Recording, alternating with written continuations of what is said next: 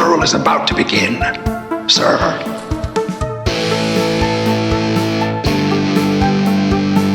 I think we just picked up Dracula. It's got a death curse.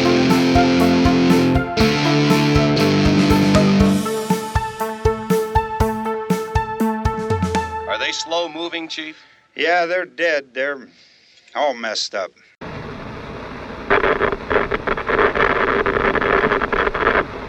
Welcome back to another episode of Never Not Horror Quick Cuts. Quick Cuts is our off-week episodes where instead of doing a deep dive movie review, we do something else. And this week it is, for now, the final episode of the Horror by the Decade series. And today we are doing our top 13 of the century. We covered 10 decades of horror and did our top 13 of every one. And this episode is going to be our top 13 out of all of those combined. So more or less, you're getting our top 13 horror movies of all time, unless it came out 2020 or later. I am Steve Clark. I am Rich Hansel. So this is going to be easily the hardest, for me, and I would assume for you, the hardest of all these lists to do. It was because you've got 100 years of movies. You're basically cranking down to your top 13 of all time. My method, and I've talked about this before, the way I do these usually is I'll just build a list of movies from the decade, and then I put them in a ranking engine on this website, and it'll give you a matchup between, so it'll just take two movies, you pick which one you like more, and then it'll keep asking you over and over again, and then eventually it'll build your whole ranking for you. And that's how I do it. And so I went through all the Horror by the Decades and took the top 3 or 4, depending on the decade. If I knew there was no chance it was going to make the top 13, I didn't do it. And then I just did a ranking engine thing with those and made my picks. And I've changed it about 7 times since I did that the first time. I even changed it on the way here tonight. Number 13 keeps flipping on me, but I'm sticking with it the rest of the way. So that's going to be a good time. Before we do that, though, on Quick Cuts, if you're new to the show, before we get into our feature discussion, we like to talk a little bit about what we've been into horror related. And since we just recorded last week's episode, when you're hearing this, you've heard last week's, but we just recorded it, the Frankenstein deep dive review. So I'll give Rich a break here and I'll get into what I've been into, which is quite a bit. I've got a lot of things to cover. So as far as movies go, I watched Frankenstein, of course, and then I did watch a new movie, just came out on Shudder, a Shudder original called Dolly. Okay. You have Shudder, don't you? Yeah. Okay. So it was all right. I didn't love it, but I mean, it was worth watching. It's about this couple. One of the Stifler from American Pie is Sean William Scott, I think is his name. He's him and another girl. They're a couple, and they're going on this camping trip, or not a camping trip. They're going hiking or something. And they go out into the woods, and they go into the section of the woods, and there's a bunch of baby dolls strapped to the trees. I've seen that in real life. Like somewhere there is a real life woods that has dolls strapped to the trees. Maybe that's inspiration for this movie.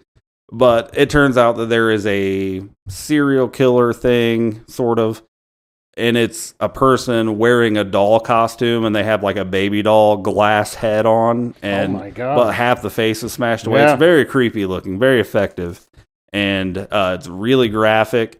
Pretty weird movie, but it's worth watching. I liked it. I gave it 3 stars on Letterboxd, so not something we probably ever deep dive, but for a Shudder movie, it was a solid watch, which a good Shudder movie is like the equivalent of a good video store rental back in the day. Yeah. So it was all right. I liked it well enough. It did have a small part with Ethan Suplee, who I am a huge fan of that guy. Have you seen Remember the Titans? Yes. He was the really big lineman guy, Lou Elastic. Mm-hmm. And he was in a lot of the Kevin Smith movies. He was in My Name is Earl. But he has lost like a shit ton of weight, and he has a podcast called American Glutton that I listen to every week. Okay. But he lost like 400 pounds, and now he's jacked. But he is in that movie for he has a small part in it, so definitely recommend it. Well, I recommend it. I don't definitely recommend it, but you know what I mean. You know what I mean. Yeah. Let me see. So, and then my wife and I watched a movie that you and your wife watched, and you talked about on the podcast a little bit, The Housemaid. Oh yeah, we watched that maybe last week. Some nice twists and turns. Yeah, and I know that it's based on a book, which is very popular. I have not read it. I haven't either. So I did not see the twist coming. Didn't get it through the movie either. No. Yeah, I won't spoil it for anybody, but there's where it goes. It was like, huh. And my wife said she kind of suspected, like, at least something was off. Yeah. But I didn't see it coming at all. I didn't either. Like, it was really well done. It was. But it's a thriller. It's not a horror movie. But, I mean, it is a pretty, at times, graphic thriller. Mm-hmm. So, I really liked it. Definitely recommend that. I don't know if I'd ever read the book, because I don't really read that kind of stuff that much. But, I don't know. You never know. Yeah. And then, so those were the two movies. There's other stuff I really wanted to get to, but just haven't had time to do it. But I did watch. And we don't really talk news necessarily on this, on Quick Cuts, although we could. But recently, and I don't think we've even talked about this yet, it was announced like a month ago, and I just forgot to mention it on Quick Cuts. But so the Tales from the Crypt series. Oh, yes. I've seen this. Which I am a huge fan of. I have the Crypt Keeper tattooed on my arm. It has been in like purgatory forever. Like, nobody can stream it because nobody has the rights. It was a whole big thing. I actually I owned season 1 and 7, which there's only 7 seasons. So I owned 1 and 7 on DVD from way back, and I never bought the rest. But then probably not even a year, like 6-7 months ago, I bought the whole series on DVD because, like, you can't ever find this on streaming anywhere. Like, the rights are fucked. You can't get it. Yeah. So I bought the whole series, and then it was announced like a month or so ago that Shudder got the rights. Yes. Somehow they finally did it. And they have started, effective last Friday, they started releasing one season every Friday. And they're going to release the entire season, uncut, the full HBO versions, unedited, on Shudder. Really? So it's each season, so it's going to be 7 weeks of releases of the complete season. How many episodes was in each season? So the first episode only has 6. Okay. But the later seasons have a little more, like 10 or 12. Yeah. But yeah, it was great. I remember watching that. Yeah, so the first season is now available, and I watched all 6 episodes, which I had that DVD, so I've seen all of those. But I grew up watching the show. Mm-hmm. Like, we didn't have HBO when I was a kid, but afterwards, after they aired on HBO, Fox started showing them at like midnight on Saturdays, and they were edited because it was regular TV, so all the nudity was cut out and anything too graphic. But I remember being an early teenager, 10, 12, 11, 12, 13, whatever, and I would stay up till midnight on Saturday night and watch Tales from the Crypt on Fox. Yeah, awesome. So season 1 is now available. Season 2 will be out this Friday. Well, the way we record, it's weird. So, so as this episode hits, season 2 will already be out, and season 3 will be coming out in 2 days. Yeah. So, if you don't have Shudder, I recommend it. It's one of the cheaper streamers. There's a lot of good stuff on there. They have a lot of Shudder. Every month, there's 2 or 3 Shudder original movies. Yeah, and a lot of them are pretty good. Yeah. At one time, the Hell House LLCs were Shudder original. Mm-hmm. So, I mean, there's really good stuff on there. They did just cancel Joe Bob, The Last Drive-In. Did they really? They did. But so they had done a bunch of seasons of it, and then they ended it, but they're doing like 4 specials, and one of those just happened.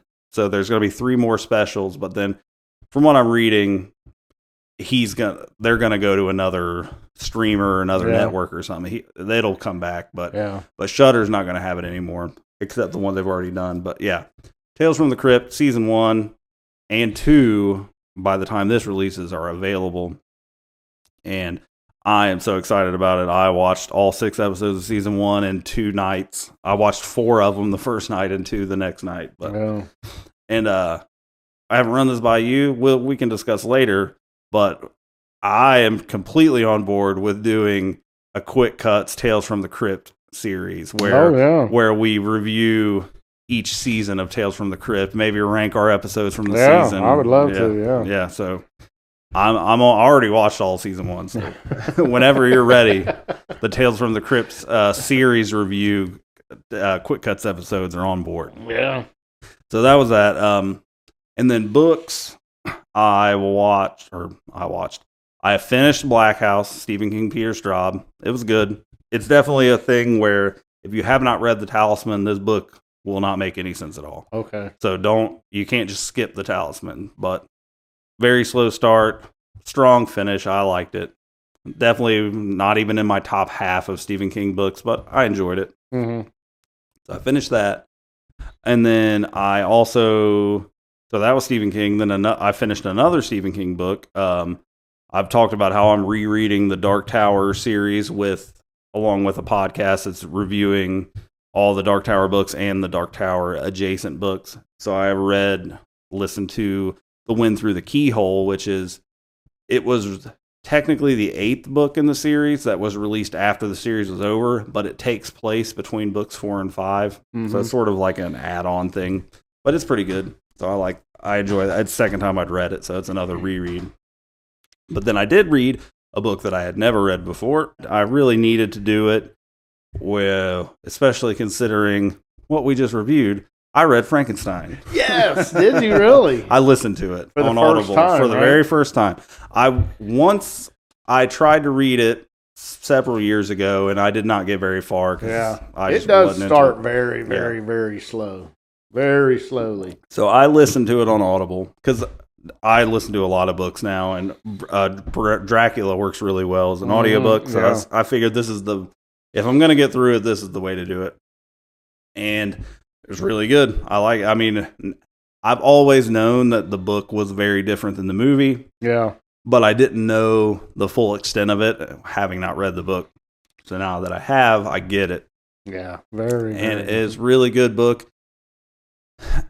Coming at it from a critical perspective, I think it's longer than it needs to be. I think there's a lot that could be cut out. And I don't know, you listen to it, so I don't know if I listen to the same version you do. I listen to the free version. Okay. On Audible. So it's probably not a very good version of it. I didn't pay for it. So, fun fact for listeners here, if you don't know this.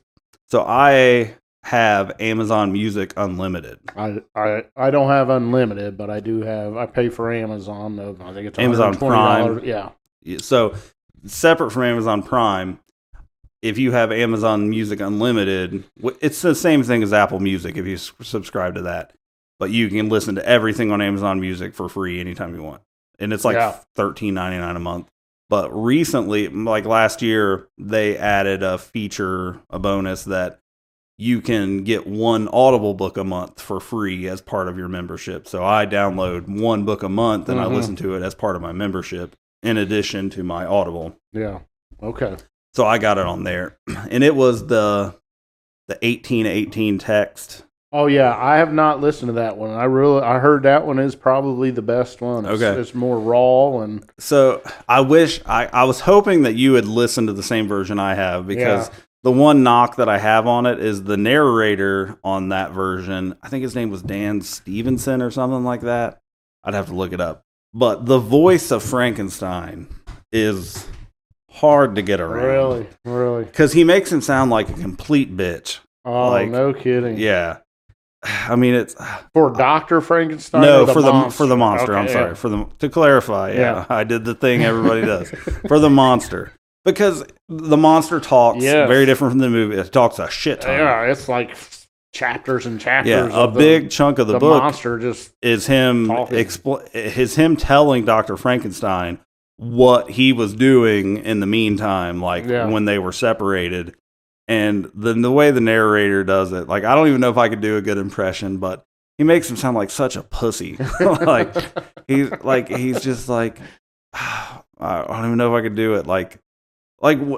At the cabin where the blind man is with his family, and he's like, He picked up his guitar, the most beautiful music I've ever heard, heartbreaking melodies, and it's like, Frankenstein, get your shit together, man. Yeah, need a gruff sound. Yeah, it was very just whiny but I really like the book. Like, it puts the sympathy that you have for the monster in the movie, it's even more so in the book, because and it's a lot darker than the movie. As dark as the movie is, we have the iconic scene of the little girl being killed, but man, in the book, there's lots of kills in that. Yeah, there's a lot of vengeance in that book. Like, but I mean, if you haven't read it, the difference is the monster is much more aware in the book,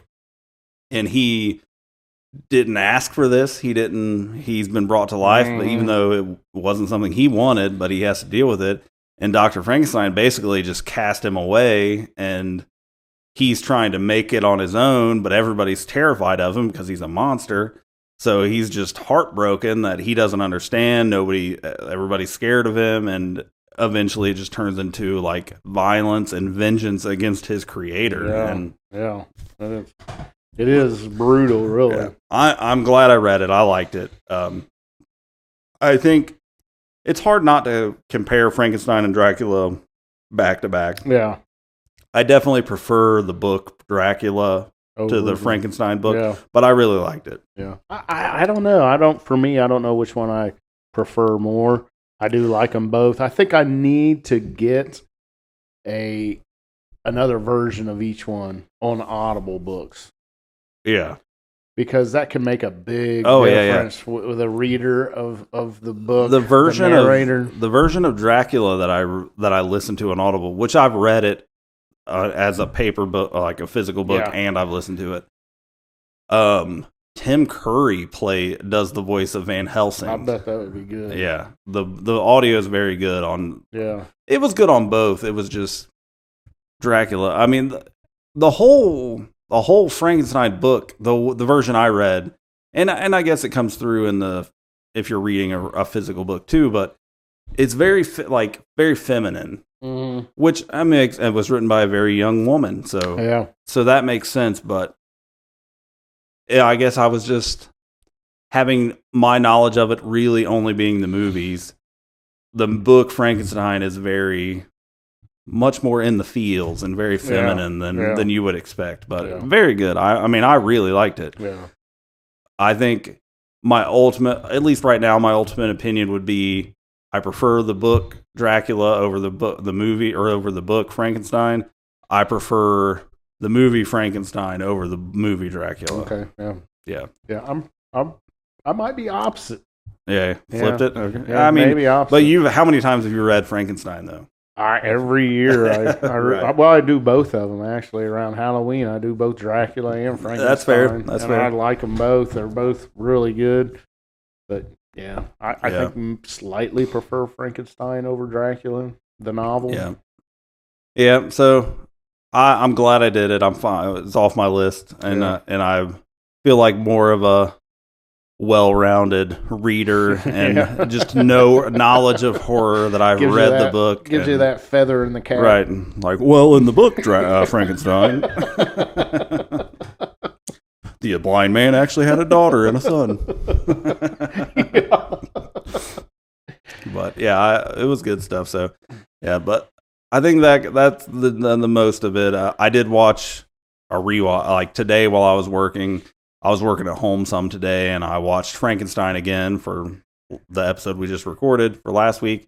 But then I also was watching while I was working The Mummy, the original Mummy, which Edward Van Sloan is in that too. That dude's in everything. He is. He plays a doctor in Dracula, the Frankenstein, and The Mummy. Yep, Dr. Mueller in The Mummy. But that's about it for now. So what have you been into? I, like you, did listen to the audiobook Frankenstein again. Oh. When I say I listened to it, not really. I was grilling, and I was in and out, so I was away from it for a while and then got into it. So, but I've listened because to it we were doing the movie. Yeah, is that what inspired it? I wanted a refresher on it. Because that's normally a Halloween thing for you, right? Yes. Okay. But I decided to put it on. What the heck? I'm not doing anything. I'll just put it on. Yeah. And it took a couple days to listen. I actually even one time put it on while I was going to bed, and when I woke up, it was when the monster comes into his cabin on the boat at the very end of the novel. Yeah. And tells him that, Yeah. they kind of have that little moment together. Right, spoilers. Frankenstein dies. But yeah, so I did listen to that. I mentioned on the last Quick Cuts that I was listening to a non-horror movie or a non-horror book, and I did finish that. The Frontiersman? Yeah, The Frontiersman, highly recommended. I know it's not horror, but very good book. But I did mention that I started a novel called The Silent Companions, and I kind of put it on hold to listen to that other one. And The Silent Companions, I'm listening to it now. I'm probably in the last third of the book. It's by Laura Purcell, published in 2017, I believe. But it's okay. It's a haunted house book. I can totally see a movie coming out on this. I'm surprised there's not. Maybe there is, but it's pretty much about a recently widowed woman who travels to her late husband's mansion for his funeral.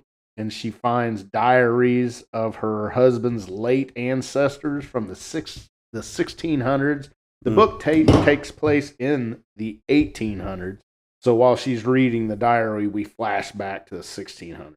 Okay. So it's going back and forth between the 1600s and the 1800s. And she's all alone. There's not a lot of maids there. There's a few maids in this house, and she has a cousin there. But they find this room that's locked. They get it unlocked. They go in and they find these kind of wooden cutouts of people. And there's like drawings on the cutout that has people on it. All right.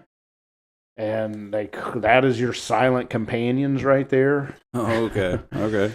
And where I'm at right now, they're starting to get some eye movement out of these silent companions, so we're kind of seeing some ghostly things like going on. The picture thing where it's following you around the room? Yes, exactly. That is mentioned in the novel where they say, I saw the eyes looking at me, but I wasn't. And they say, well, go downstairs. But you totally can write that off as like, that's my imagination. But she says, I wasn't moving. And that's about where I'm at right now. So I think I'm getting ready to where it really ramps up and we get what's going on. And I have heard that there is a really good twist in this. So I'm waiting for that. I'm not seeing a twist yet at all. I don't know what direction they're going, but I don't feel like there could be a twist coming, but I have heard there is one. But I would recommend it. It's called The Silent Companions by Laura Purcell.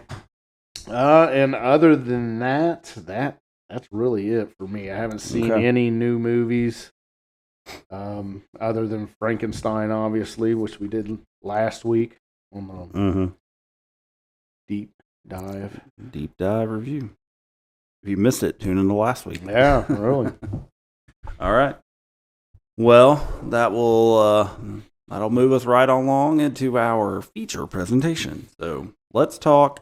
If you're new, if you're coming in late, if this is happens to be your first time checking out the show, we've been doing a series of Quick Cuts episodes called Horror by the Decades, where starting with the 2010s, we ranked our top 13 favorite horror movies released each decade.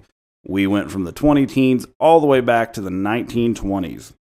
So now we are going to do, we did that. So that was 10 episodes. And then we did our decades ranking, where we ranked the 10 decades that we did from our least favorite to favorite. And now we're going to close it out for now as our top 13 of the century, at least for the moment decided, as the top 13 movies of the entire 100-year span that we covered. All right.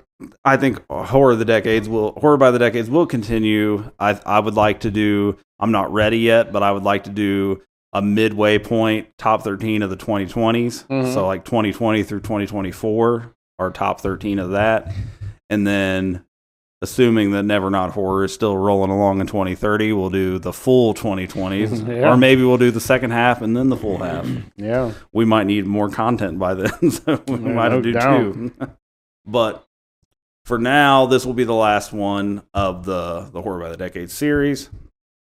And I will preemptively say that making my list for this episode has really highlighted what effect mood has on my opinions of movies, because more than once on my list of 13 movies, a movie that I had lower on a list when we did our top 13s of the decades is now higher than a movie. Mhm. Oh, So, yeah. like, yeah, I get it. Yeah, like a movie that I had number 3 on one list is now on a top 13, and 1 and 2 are not. Yeah. Like, I get you. and it's totally just mood. Like Mhm. at the time, that was Yeah. that was right. I'm with you. Mine can change just like that. Like There's no consistency.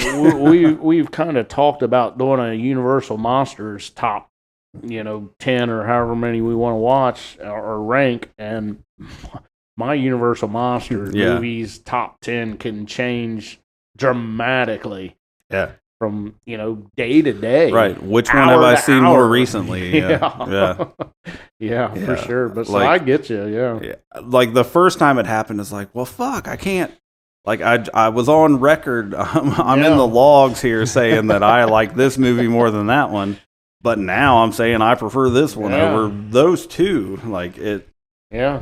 But it's just mood based. I mean, ultimately for me, when I do these rankings, especially for this one, when you're doing more of an all encompassing top 13, when I do the ranking engine and I got two movies side by side, my thought process is these are both on right now on TV. Mhm. Which one am I going to watch? Yep. And that's how I decide. So Mhm.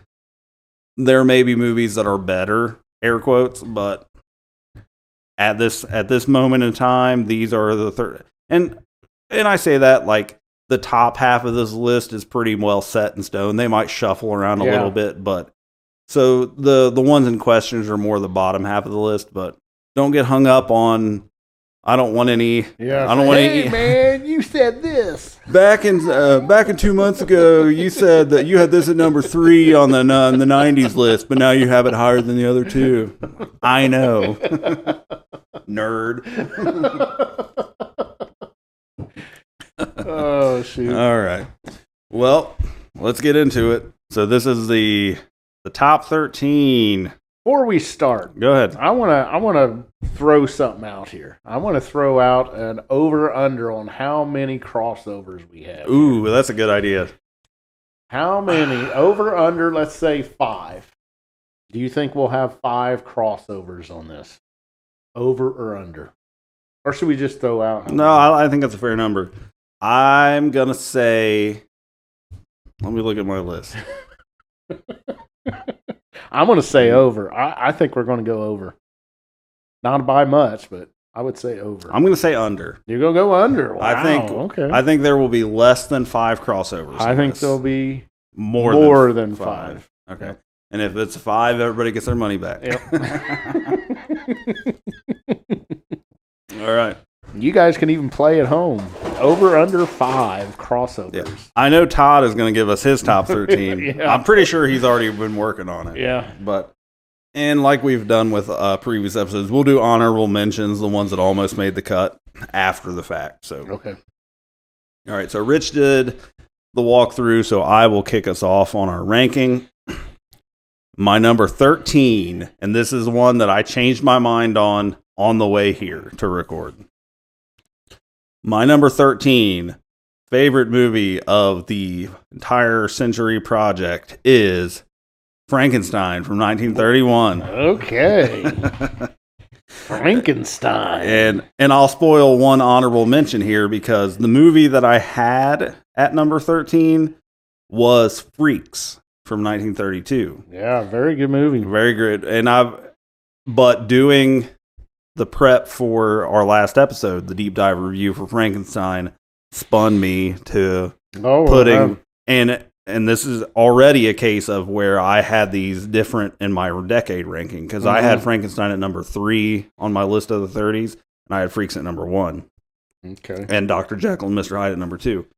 And now I've got Frankenstein above Freaks in this list. So I won't waste any time here. We just talked about it, so if you missed it, go back to last week to our deep dive review of Frankenstein. But absolutely a great movie. I won't spoil anything else. I won't say anything else in risk of spoiling anything on my list further. So my number 13 is Frankenstein. All right. That brings me to my number 13, and this one is back and forth. Actually, I almost crossed it out and penciled something else in. I'm not going to mention what that is, but what I was going to pencil in isn't on the list, but we'll get to it on the honorable mentions. But my number 13 is 1984's A Nightmare on Elm Street. All right. Yeah, obviously, everybody knows this movie. A group of teenagers start having the same dream, and it turns out to be Freddy Krueger. Yep. Of course, iconic. Yep. But, yeah, number 13, I love it. I saw it in the theaters. I can remember it like it was yesterday. It was the one where my mom dropped us off, and we went in to buy our tickets. They told us we wasn't old enough, so luckily I was able to flag my mom down before she left the parking lot in the car, and she had to come in and buy her tickets. And, man, just life-changing, really, when you think about A Nightmare on Elm Street when you're that young. That was 84, so I would have been 11 years old at the theater with my buddy watching A Nightmare on Elm Street. Great memory. Yep, we did a deep dive review on that one, so go back into the archives and you can find that. So we are to number 12, and my number 12, again, 12, 13, and 12 are instances of I have a movie higher on this list than I did in its own decade, because the mood that just changes, and when I'm really being honest, like, which one of these am I going to watch? So my number 12 is from 1996, Scream. Okay, wow. Yeah, which was also, I believe it was number 3 on my 90s list, and then now it's ahead of 1 and 2 on that list. So I was 1996, I was 13 years old. Like this movie was made for me. Like it had all the hot people at the time, and I will say this one holds up very, very well. Yeah. I mean, it's Wes Craven and Nightmare on Elm Street. Young kids love this movie. My 13-year-old daughter loves this movie. Yeah. She absolutely loves it. She wasn't even thought of. Sure. Yeah. I mean, it's just completely rewatchable. Just great characters. Ghostface is iconic at this point. I mean, there's no question that the next era of slashers, Ghostface is right there with Jigsaw and Terrifier and all that stuff. I mean that's a pretty big gap there, but comparing it to Freddy, Jason, Michael Myers, Leatherface, like the next era or the bleed over, I guess is Ghostface from Scream. So even though I had it at number 3, it is now my number 12 of all time is Scream from 1996. All right, my number 12 is going to be one I'm sure is not going to be a crossover. It is 1951's I knew you were going to say that. From Another World.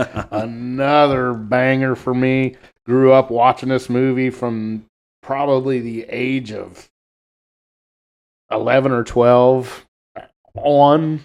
I don't know a time of not seeing this movie, but yeah, it is so good. Of course, most people hold The Thing, John Carpenter's The Thing, kind of a loose remake of the 1951. Very different movie, but black and white, obviously. But I absolutely love it. I love the back and forth between the actors and the monsters at the end of the movie, the alien that we get. It's just I love it. It's not for everybody for sure, but it's one that I grew up on. and I'm not going to give up on it. I'm going to tell everybody how good the Thing from Another World is. You tell your truth, Rich. Absolutely love it. But yeah, number 12, 1951's The Thing from Another World. Did not make my top 13 of the 50s. I assume that. Yeah. Let alone this list, but I get it. I respect. So my number 11 is, shouldn't really be a surprise, but this is not the first time that George Romero is going to show up on my list. My number 11 is Day of the Dead from 1985. It's well established on this show. If you know me at all, you know what my number one is going to be. I've said it 100 times on the show what my favorite movie of all time is, but the George Romero original trilogy, I mean that it's just I could not be a bigger fan. Day of the Dead is my least favorite of the three, but I still love it. The military setting, the underground military bunker, and Bub, the zombie they're trying to train. And yeah. It's just, I mean, it's gory, but it's just a continuation of everything I love about the George Romero zombie movies. And yeah, on our decade ranking, I actually had this one ahead of Dawn of the Dead. Day of the Dead. On the zombie list. The zombie list. Yeah. That's what it was. The zombie list. Yeah, I had Day of the Dead. It's above Dawn. And some people I love that. Yeah, I mean, and I remember telling you then, my brother Donald, he preferred Day of the Dead over Dawn of the Dead. So I get it. A bit of a spoiler for my list that the other two Dead movies are going to be on it of the original trilogy. Yeah. But yeah, for me, number 11 is Day of the Dead from 1985. All right. That brings me to my number 11. And this one is, I'm sure, not going to be on your list because if I remember right, you have not seen this yet, which I really need to do a deep dive on this movie. To make me watch it? Yeah, to make you watch it. But it is probably, I don't know. Yeah, it's my favorite Vincent Price movie. It is 1968's The Witchfinder General. Yeah, I want to see it. I just haven't. So good. Yeah. I mean, it's totally not in character of what you think of Vincent Price. Yeah. It is totally different acting, technique, everything than what we're used to. I mean, that makes me want to see it even more because Vincent Price is kind of a, what's the word? Like, not cliche, but like he has like a type, a style, and acting. A lot of the times he's the same guy, kind of like John Wayne. Sure, it's kind of the same guy, different roles, different movies, no connection. But it's movies. All pretty similar. Yeah, same voice, same look, and Vincent Price is like that. But this one, it takes a big left turn. Yeah, and I love it. It's just such a good movie. It takes place way back during the witch trials, and he actually plays one of the, he is the Witchfinder General, so he's out looking for witches to be executed, and it's a powerful movie. It's not based on an actual events, but there was actual events like this, and it was just so hard to believe. It's based in like historical fact, in the 1600s, the late 1600s, things like that in the United States was going on, but way before even that in Europe, it was like hundreds and hundreds, thousands of people were executed for being witches, and it's an amazing movie. I really like it, and I highly, highly, highly recommend it. And it's one that a lot of people probably hasn't seen. No, it's not like super well known, I don't think. Yeah, but anyways, that is my number 11, 1968's The Witchfinder General. Right. So we're to the top 10. So 3 movies in, do you still feel good about your over-under? I'm not feeling too good right now. Just based on my list, I would be surprised if we were over 5 overlaps. But we're getting close to the. There are some. Yeah, there are some I know will overlap. But all right, my number 10 is a movie that we have done a deep dive of. So yeah, this is another instance of me changing my mind based on my mood. This was ranked Apparently, I have a thing for number 3s because this is the third time a number 3 movie on my list would eclipse 1 and 2 on the century list. Yeah. But this is how I feel right now. My number 10 is Paranormal Activity from 2007. Wow, I did not see that coming. I just really love watching this movie. Like, it's one of those comfort things where if it's on, I'm not going to change it. Like, I really enjoy it. Even though, I mean, we gave it good reviews. It didn't make the ballot. I think it had either a 4 or a 4.25. Yeah, it was cumulative, close. So it was not far off. The same as Nightmare on Elm Street. I think it had a 4.25. So, I mean, it was close to making the ballot. But I have a great time. I mean, I go to bed watching ghost hunting shows. Like, I'll turn on the Travel Channel, which is the ghost hunting channel. Of course. Like, because my wife usually she goes to bed before I do, and she'll have on whatever. And then I'll go to bed later, and I'll put it on DirecTV 277, the Travel Channel. and whatever's on, whether it's Expedition Bigfoot or Paranormal Caught on Camera or whatever. So I just love that stuff, and I love found footage, and I mean, I love this movie. I get it. Not a lot happened. We both really enjoyed it. Scary as shit. Right. Scary as shit. Yeah. I mean, great performances. Mika and it's Katie. Mika and Katie Featherston. Yeah. Yeah. Mika and Katie, such a great chemistry. They even did a podcast later about like true haunting stuff. It was really good. I listened to the whole series. Yeah. It was really good. So yeah. My number 10, is that number 10? Mm-hmm. My number 10 is Paranormal Activity from 2007. Nice. All right, that brings me to my top 10, and this is going to be, and when I say this, Steve's probably going to know right away which movie it is, but this is the lone movie on my list that I had previously not seen. Until we did a decade ranking. I have a guess of what it is, but I'm not 100% sure. All right, this is my number 10 is 1945's The Body Snatcher. That was my guess. Oh my gosh, I am so glad I saw this movie. Me too. I think it was Todd that had it on his Nah, I watched it, and I think I told you. You gotta watch The Body Snatcher. He told us about M in the 30s. Oh, yeah, that's right. But my goodness, Boris Karloff is awesome in this. If there's any role that he was better in Frankenstein Frankenstein, it's The Body Snatcher. This is it. And I think he did. I think he outperformed himself in this than he did in Frankenstein. Absolutely great movie. I don't understand why I don't have it any closer to the top of my list, but I have 9 other movies that I just find better than this one. But man, I really like it. It's timeless, and it holds up, man. It does. Being the first time I saw it was just 3 months ago. Yeah, and me too. It's on my top 10 list. Yeah, and it's 1945. It's not even a 2026 movie or something that. But just a great movie. Boris Karloff just is so good. So good. But yeah, number 10, 1945's The Body Snatcher. All right.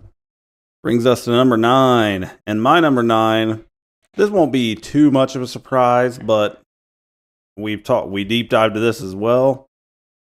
We've deep dived several movies on my list, but this one is another one, and I have admitted it that I have an unusual love for this movie.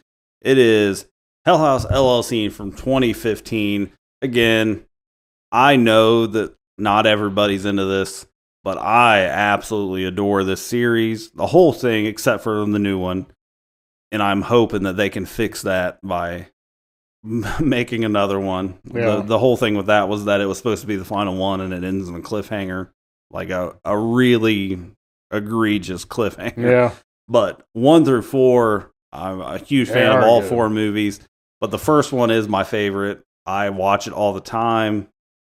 I said at the time when we did the deep dive, and it's still true to this day, there is no movie released in the 2000s that I have seen more times than Hell House LLC. Like, I turn it on all the time. Like, it's a go to bed movie. I'm just sitting around like, fuck it, Hell House LLC, I'll do it. I love that movie so much. I know it's not a perfect movie. I know found footage is not for everybody, but everything, the haunted house, the haunt thing, the clowns, just everything, the found footage, it's like a perfect storm for me. So number 9 is Hell House LLC. Nice. Sing it from the mountaintops. All right, my number 9 is going to be one that we haven't done a deep dive on, but I'm sure it's coming. It is a Universal Studios movie, and it is 1932's The Mummy. So yeah, The Mummy. I mean, what can you say? Again, this is going to be 2 Boris Karloff movies in a row for me. Number 10 and number 9. This iconic Ardith Bay. Yeah, Ardith Bay, and you know, just Edward Van Sloan in it. It's just such a good movie. Great makeup by Jack Pierce. Yeah, it is one that, like you mentioned with Hell House LLC, that you put it on just to have something on in the background. I put it on today. that I do this with The Mummy, the same thing. It's just, I love the opening scenes is very good, and just the back and forth between the scientists when they're first discovering the mummy. I just love it. Yeah, I just absolutely love it. So number 9 is 1932's The Mummy. All right. Number 8 for me is a movie that just recently made it into the Never Not Horror Hall of Fame. It is 1981's The Evil Dead. The Evil Dead, I've been on, I mean, we did the deep dive, obviously. I've been on record. It's my favorite Evil Dead movie. I prefer it over Evil Dead 2. Bruce Campbell's just fucking awesome. Love it. The demon effects are so great. It is. It's so good. I mean, it's so unsettling and weird, but funny at the same time. And not so much in the first movie, but later it becomes very more comedy driven. But just, I mean, it made the list for a reason. That was the one.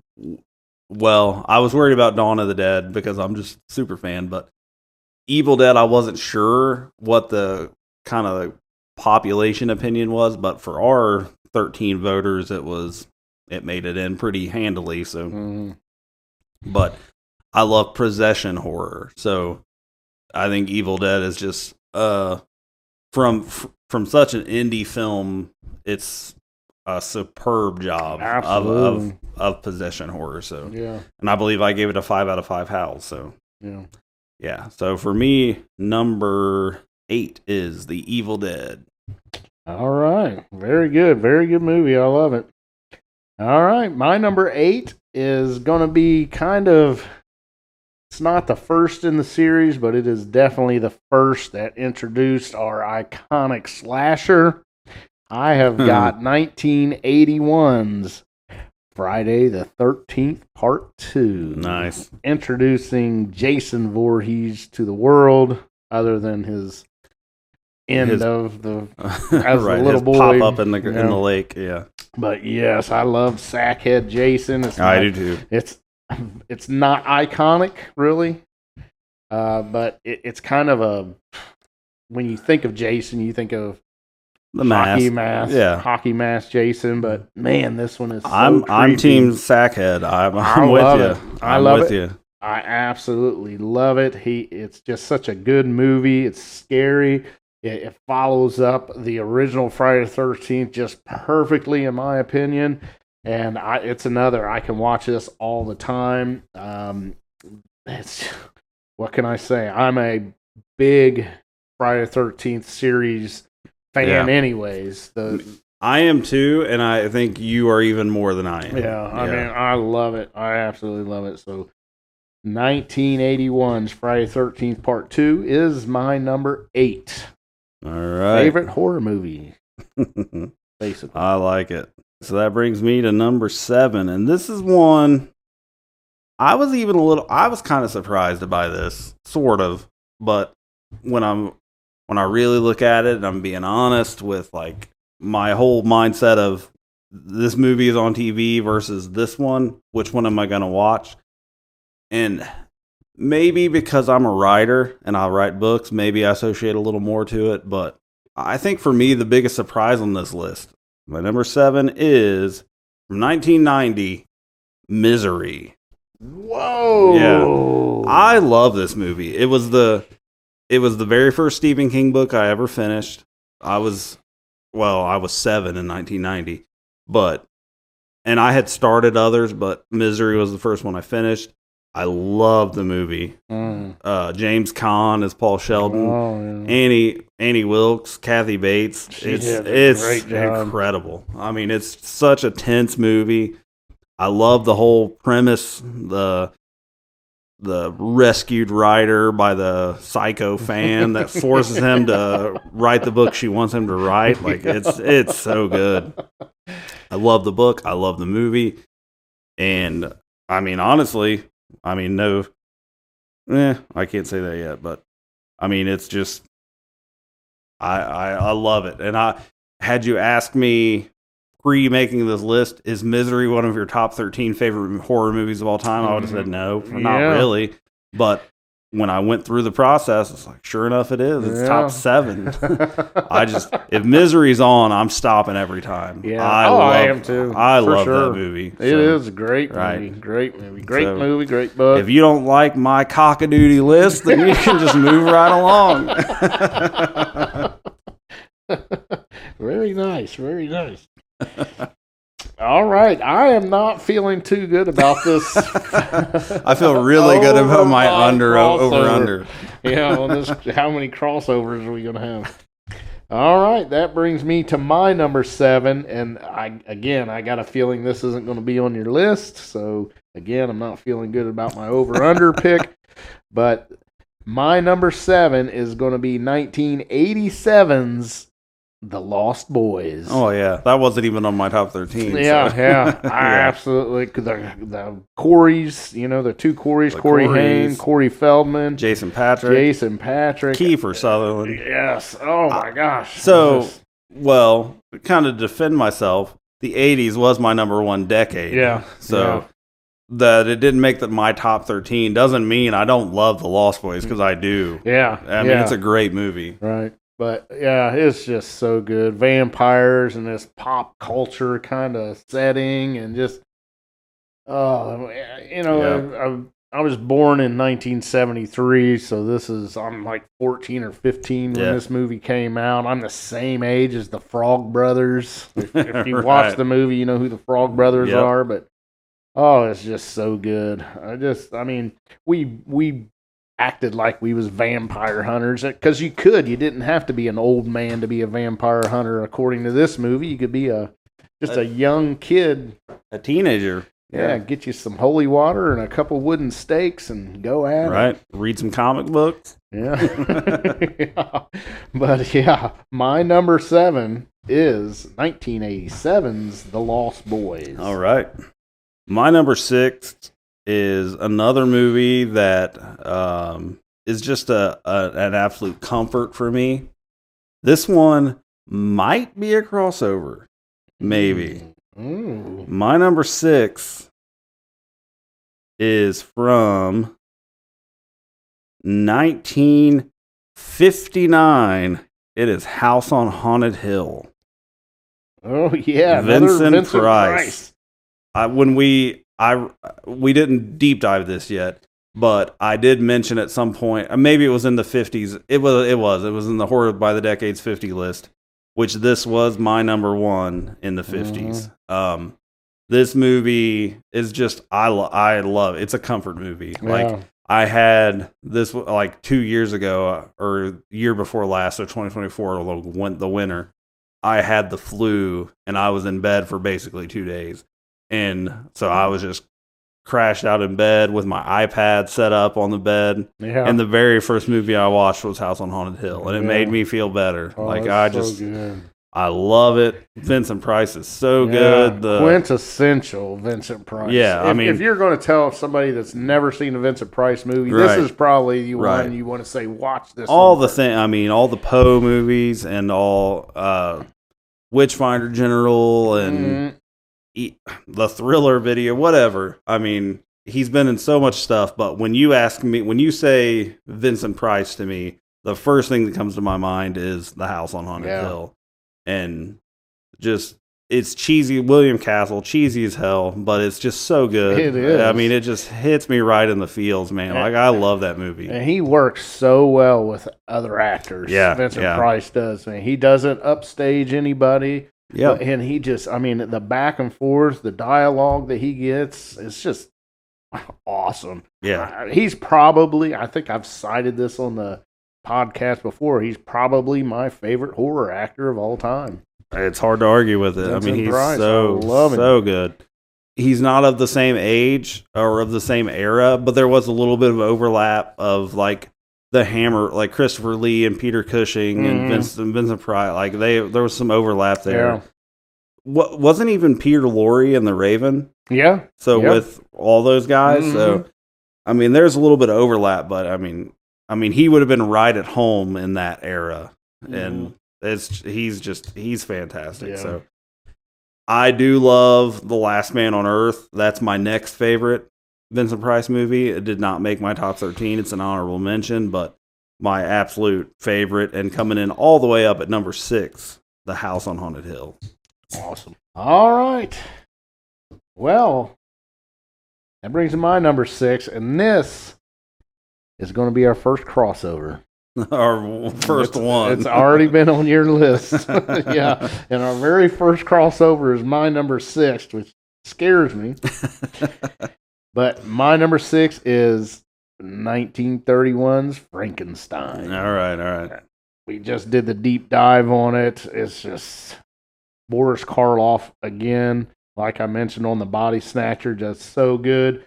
But in this case, what sets this one above is he's got a very, very good supporting cast. I mean, Dwight Fry and Edward Van Sloan and Colin Clive.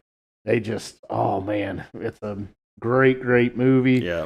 4.5 howls on my deep dive. It's just so good. James Whale directed. Iconic bad guy or monster or whatever we want to call him. So yeah, number 6 is 1931 Frankenstein. Very good. We are to the top 5. Our 5 favorite horror movies from the last 100 years, 5 years ago, 6 years ago. Looking at my 5 that I have left, there's no way we have 5. There's not. There is no. I'm looking at mine. There's no way. There's no way we're gonna hit 6. Yeah. Let alone 5. I'm wondering if we'll have 3. Yeah. We've only had 1 so far. Yeah. I only feel confident saying that there's 1 more. Yeah. I as well. All right. So my number 5, and we've done deep dives of several of my remainings, but my number 5 is 1999's The Blair Witch Project. If you want to know more, go back to that deep dive review. I gave it a 5 out of 5 howls. I love The Blair Witch. It's one of my favorite movie theater experiences of all time. Going with my brother when it came out in a sold out theater, having been in that era, the release with the marketing and the maybe this is real, like the fake police reports, it was amazing. Like, I told you then when we did that episode that like we drove home from the movie theater, which is we always went to Richmond, so it was like a 30-minute drive, Richmond, Indiana, and we didn't even turn the radio on. We just talked about the movie the whole way home. Like it blows my mind. I still to this day love that movie. I will go out of my way to turn it on. Yeah. I mean, it's my number 5 favorite horror movie of all time. Like I love The Blair Witch. what else can you say about it? I mean, and I feel like I'm going to keep saying that as we go here. Like, what else can you say about it? It's number 4, number 3, number 2. But I am a huge, huge fan. I understand it's not for everybody. Some people struggle with the cameras and that it doesn't show anything. Even in our Horror by the Decades, or not Horror by the Decades, in our Hall of Fame voting, because it was on the ballot and it did not make it in. And it was very divisive on the votes. Like, everybody either had it really pretty high or pretty low. Like, there wasn't a lot of in between on the Blair Witch Project. But for me, it's up there. Huge fan. I love it so much. Number 5 is the Blair Witch Project. All right. So for me, number 5, I got a feeling this one could be a crossover. Maybe, maybe not, but probably not. But one that I think, as far as if we're going to call it a remake, possibly, this one definitely compares to the original, which is an iconic film. But I am going to go number 5 with 1958's The Horror of Dracula. Christopher Lee, Peter Cushing. We've talked about this. We've done a deep dive on it. Just a fantastic movie. It's my preferred version of Dracula. Oh, it is. It is so good. Just everybody in this movie was perfect casting. The settings are great. It's just that Terrence Fisher directed movies, man, are just so good. Yes. So good. But if you haven't seen it, I highly recommend it, because I do know there are people out there that are Universal Studios, Universal Horror, Universal Monsters, whatever you want to call it, Dracula diehards, and they refuse to watch a Hammer film. They don't even want to watch it.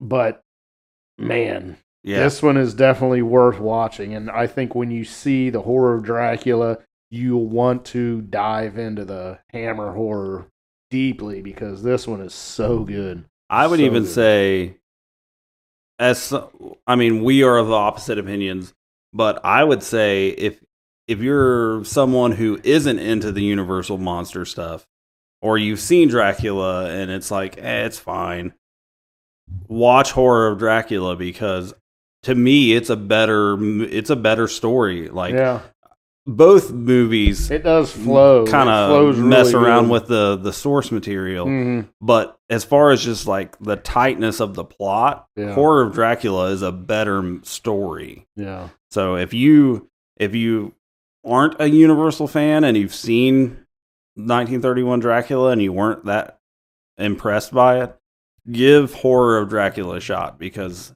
to me it's a better movie. It's so good. So good. But yeah, that's it. 1958's Horror of Dracula is my number 5. All right.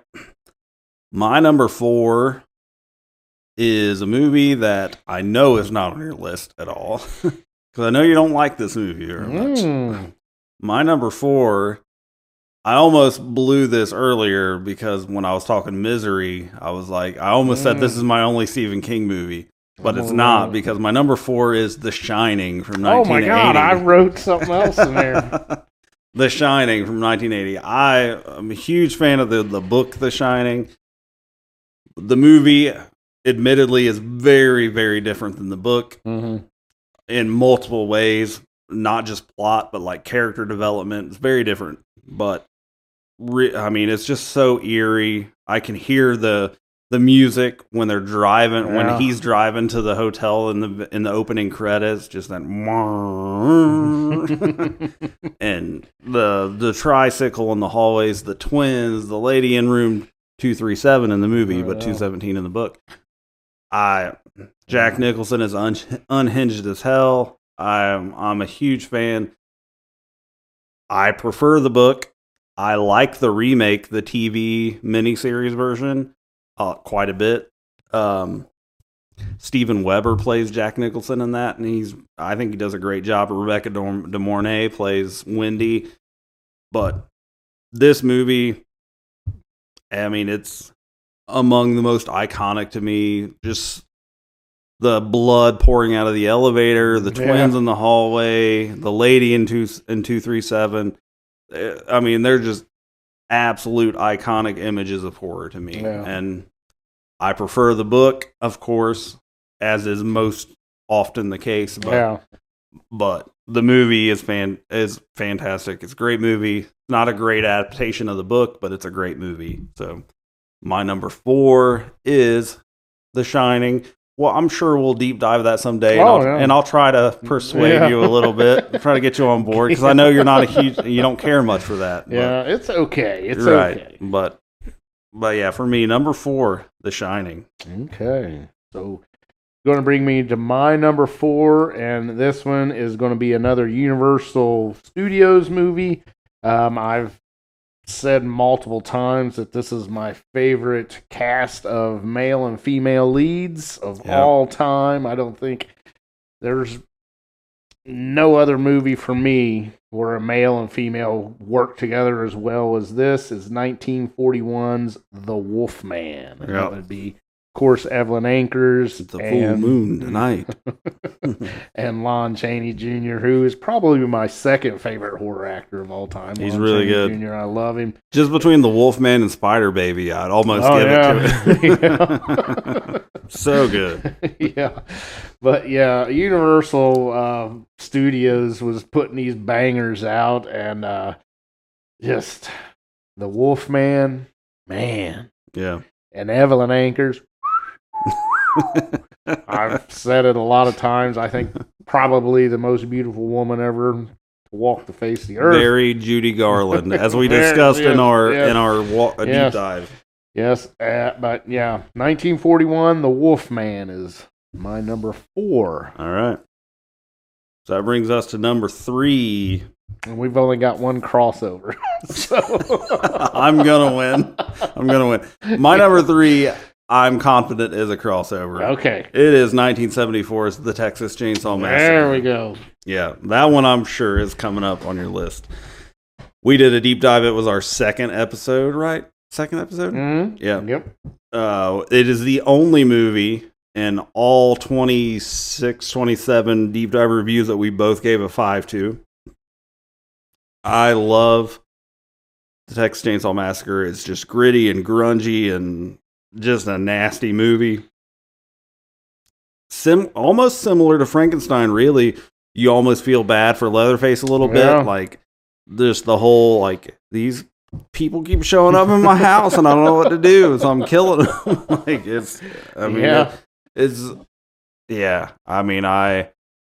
I have the little bit of weird attachment to it because Franklin reminds me a lot of my cousin Eric, who passed away, and they looked alike and they kind of acted alike a little bit too. And I love it. I mean, Tobe Hooper just came out swinging with this one. It's just a gnarly movie.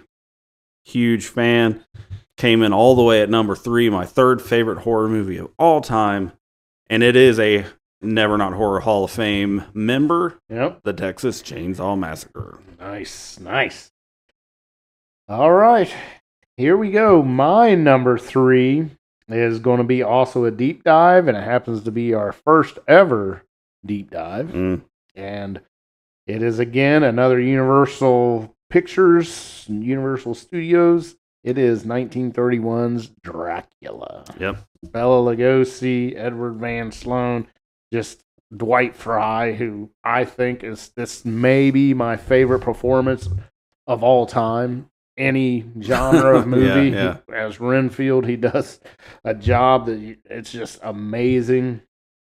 I think it should be, at Acting School 101, this should be a must-watch Dwight Fry in this. He's fantastic. Yeah. Very first class of acting. This is what you're going to watch. Right. Dwight Fry play Renfield. This is what good looks like. Yeah, this is it. This is what you need to strive for as an actor. Such a good movie. Not a whole loyal to the book, but right. I mean, it is what it is. It's, of course, you can't make a movie that long. It'd be very hard. You'd Yeah. almost need a And mini series. if you want to know, go back to the very first episode of Never Not Horror and check out our deep dive. But my thing with that movie was that it skimmed over my favorite parts of the book. Yeah. The Demeter and the castle stuff. Like, they just blow right through it. And they focused on the later end, which is my less interesting part to me. So, yeah.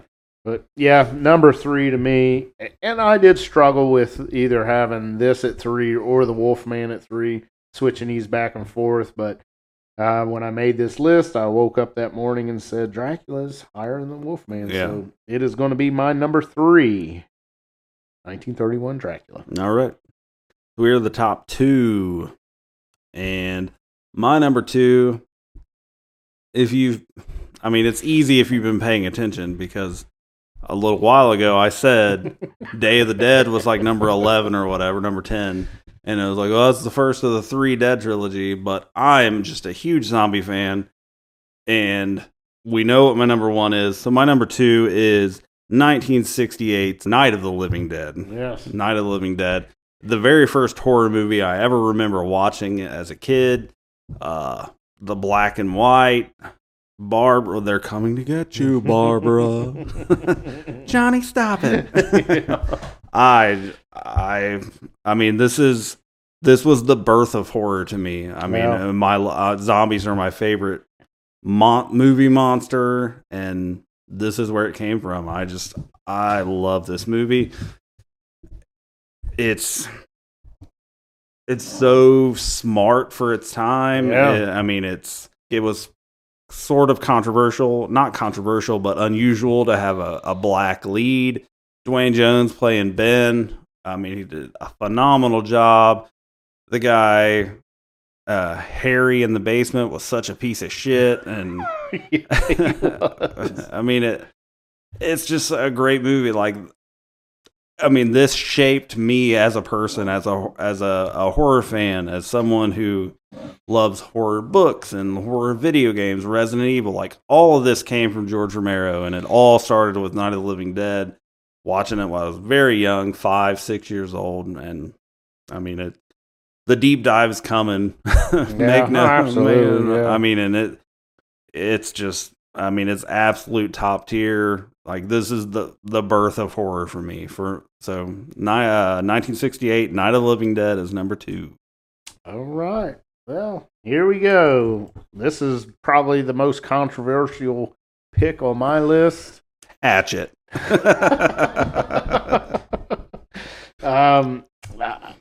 I'm sure it is probably number 1 on a lot of people's out there. It's definitely not on your list at all. Obviously. I know what it is. I know what it is. But some people wouldn't even call this a horror movie. And that's why it's not on my list. To me, it is my number 2 favorite horror movie of all time. It is 1975 Steven Spielberg directed Jaws. Yep. Absolutely love this movie. I do too. yeah, you do like the movie. Yeah. To me, I think it is possibly the most perfectly directed movie of all time. I think the scenes are great. Just the acting is great. How he got those guys that didn't even like each other on set to work together to make you believe that they were palling around on this boat looking for this giant freaking shark out in the middle of the ocean. He and as being as young as he was, what was he, in his 20s? Steven Spielberg. I mean, he's younger than all the actors in the movie, I'm sure. The scene where what's the old shark hunter guy? Quint. When he's telling the story about what happened to him when he was on the USS Indianapolis. Yeah, that is one of the finest performances of all of cinema to me. Yeah, that was really good. It's amazing. Yeah, I do. That a great scene, but it's just chock full of great scenes for me. And the Peter Benchley novel, it's still haven't read it. It's pretty close. I mean, there's some small changes, but not a whole lot. But yeah. And the special effects, having this giant robotic shark that broke down the majority of the movie. They had to cut scenes that they wanted so bad to have in it because the robot shark wouldn't work. And he brought it all together and put out this awesome movie. Last summer, I went and saw it in a drive-in. It was like a bucket list thing. That would be cool. We went and saw it at the drive-in. And I was just permagrin the whole time. I just could not wipe this smile off my face while I'm watching. You're gonna need a bigger load. Yeah, I even put my Jaws socks on. I had a Jaws t-shirt on. I looked like a total nerd out there, but hell yeah, I did not care about what anybody thought of me. But yeah, 1975's Jaws is my number 2 horror movie of all time. Fair enough. I'll give it to you. All right. My number 1 is Dawn of the Dead from 1978. No surprise. I talk about it all the time. It's my favorite movie of all time, let alone horror movie. But we did a deep dive review of it. It made the Never Not Horror Hall of Fame. I just love it. I mean, it's everything I want from a horror movie. I saw it young. I mean, it was 78. I was born in 83, so saw Night of the Living Dead when I was very young. Dawn of the Dead shortly after. The whole idea of being stuck in a shopping mall and full of zombies and trying to secure it, and I was fascinated by the whole thing. Ken Foree is amazing. I love it. There's not much to say about it. Go to the episode if you want, where I do a plot walkthrough without notes, basically, because I know that movie so well. But yeah, my number 1 horror movie of the century, of all time, favorite movie of all time, 1978's Dawn of the Dead. Nice. I knew that was going to be. Yeah, I know what what mine. I know what yours is too. Yeah, easily, and anybody that listens to the podcast is going to know my number 1 horror movie of all time is going to be 1974's The Texas Chainsaw Massacre. Tobe Hooper directed this gem of a movie. Gunnar Hansen put on a freaking performance, a lot like you mentioned, Frankenstein. Neither had dialogue in it. Right. And didn't need it. You could feel their emotions coming out. Just nasty. It's almost, you can almost smell it while you're watching the movie. Yeah. It's the closest thing to smell-o-vision that you're ever going to get. I mean, to me, kind of to your point about the Frankenstein comparison, and we talk about it when we did the deep dive, that scene where he had just killed one of the people that came in, and he's just pacing around the room and holding his head and looking out the window and panicking. That sympathy, he's violent as all hell, but he's simple-minded and he doesn't understand where the fuck are all these people coming from. It's like you almost feel bad for him, and it's such a good performance. You believe, he's just like, what the fuck is happening? In the beginning of the movie where it says based on true events, and you get John Larroquette's reading of it's just awesome. Awesome. I think, to me, it's the greatest horror movie of all time, obviously, and I don't feel I'm biased in any way. No, I mean, it was my number 3 of all time. I feel like this is deserving to be number 1, and I think it's probably on a lot of people's list as number 1. It made our and it is it made in the Hall of Fame. So, I mean, it was the second highest voted into the Of the 4 that made the Hall of Fame, 3 of the 4 made your list, and 3 of the 4 made mine list. So I had Evil Dead, Texas Chainsaw, and Dawn of the Dead. You had Dracula, Texas Chainsaw, and no, you just had 2. Yeah, Dracula and Texas Chainsaw. 2. Yeah. Yep. But so that is it. That's my number 1. All right, Texas Chainsaw Massacre. Very, very good.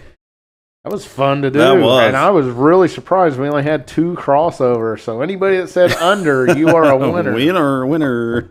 I felt pretty confident because I don't know. And it was interesting. I looked at of my top 13, and this completely jives with our decade ranking. Every decade had representation in my list except the 1920s and the 1940s, which were my 2 lowest ranked decades. So that totally jived with that. Yeah. I don't remember my decade. I know 20 was the lowest, and I think the 90s and the 2000s. And I don't think, because you had a lot more 30s representation. Like I had Frankenstein was the only 30s movies that I had. Yeah, I had The Mummy, Frankenstein, and Dracula. Yeah. I had 3 from the 30s. I had... So my whole top 3 from the 80s, or from the 90s, made it into my top 13. Blair Witch, Misery, and Scream all made the list. So yeah, I mean, it was. Let's talk honorable. What was the number 14? What was the one that almost made it but didn't? It was going to be Friday the 13th Part 3. All right, it just missed. Yeah, I will mention also The Evil Dead was right there. Yeah, Day of the Dead was there. Dawn of the Dead was there. There's so many. I had Freaks was my 13, and that was Freaks was my 13. And then after doing the deep dive of Frankenstein, I flipped it. Yeah. So Freaks became 14. Creature of the Black Lagoon was the next one that missed. Right. And that was very high on my 50s list. It Chapter 1 was on there also. Horror of Dracula, Invasion of the Body Snatchers, Rosemary's Baby, The Wolfman, Jekyll and Hyde from the 20s. That was the highest rated 20 movies. Wow. No, that was 30s because I had Freaks above that. Exorcism of Emily Rose, 1408. So, can you believe neither one of? I think speaking of Exorcist, didn't have the Exorcist on it. Neither one of us, and that is one that's number one on a lot of people I hear, or at least in our top 3. I love that movie. I do too, and the book. And it just didn't hit mine. No. But I did have 2 70 movies. Was 1 and 2. Yet the 80s was my favorite decade. Let's see. Let me take a look here. I had at least 2 70s movies. I had Dawn of the Dead and Texas Chainsaw are both 70s. I think that's it from the 70s. Looking at my list, I didn't have a single movie from the 80s in my top 6. And it was number 1? The first. No, you had Lost Boys. Yeah, the first one was number 7, Lost Boys, and then I had number 8 was Friday the 13th Part 2, and A Nightmare on Elm Street was my 13th. But yet that was my favorite decade. My top 13, starting at number 1, went 70s, 60s, 70s, 80s, 90s, 50s, 90s, 80s, teens, 2000s, 80s, 90s, 30s. Nice. Mine went 70s from number 1 to 13.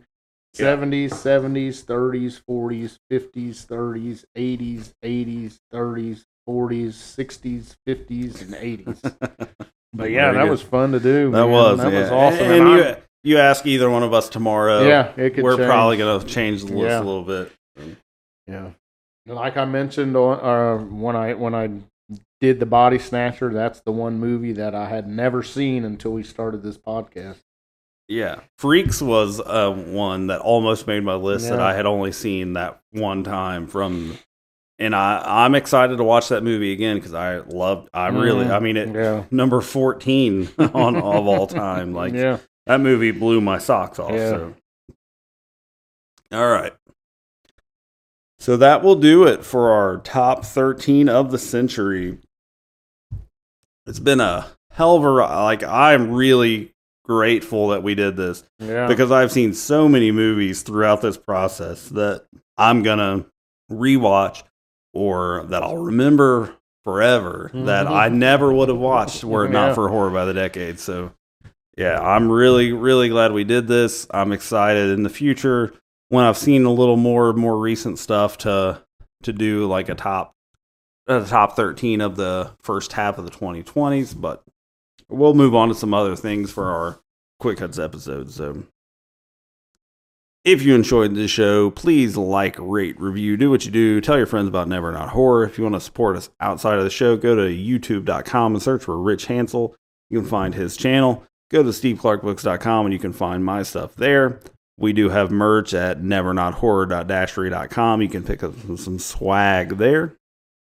Next week is a deep dive review, and it is my turn to pick. I've been thinking about this. I had one line. I got a movie lined up, and I'm debating. I've got 2 lined up. Okay. and I'm really, I mean, they're both movies we'll do eventually. So it's like, which one do I do now or which one I do later? I came here with one in mind. I even told Todd, like, this is probably what my next one's going to be. But now another movie has come to mind. Uh-oh. A third movie? No, a second one. Oh, okay. So it's going to be one or two. And I know they're both movies you've seen. The Exorcist. Neither one is The Exorcist. It would be coincidental if it was, but all right. Which one? I'm going to stick to my guns. I'll save the other one for later if you don't pick it. You might pick it because I know it's a movie you like. So my next pick, we're going to go back to the 70s, and we are going to do a deep dive review of Phantasm. Oh my goodness. Nice. So there are 5 movies that are sampled in our intro music. When you listen to an episode of Never Not Horror, that intro music has 5 samples. And we have only done a deep dive of one of those. No, we've got Dracula on there, isn't it? Oh, yeah. No, Dracula's not in there. It's not on there, is it? No, because we got The Funeral's About to Begin, Sir, which is Phantasm. Yep. So that's what we're getting ready to do. Then we got Damn It's Cold in here. Yep. That's Amityville Horror. Then we got, I think we just picked up Dracula. That's Texas Chainsaw, which we have done a deep dive. Then we got, It's Got a Death Curse, Friday the 13th, which you have not done yet. And then, Are They Slow Moving, Chief? Oh, yeah, they're all messed up. That's Night of the Living Dead. So, yeah, they're right. Yeah, so we've only done one deep dive of the 5 movies we sample in the intro. Yeah. So we're going to fix that, and we're going to do another one. So next week will be Phantasm. I believe it's 1978 or 79, one or the other. And I know it's on lots of things. I think it's on lots of, like, Tubi maybe even has it. Yeah. So it's pretty available. But yeah, let's do that. Yeah, so, sounds good to me, man. Right. You threw me for a loop. I wasn't seeing that one coming. Phantasm. Yeah. All right. Do all the things. Tell your friends about Never Not Horror. Support the show. And come back next week where whatever it is, it's never not horror. Oh, yeah.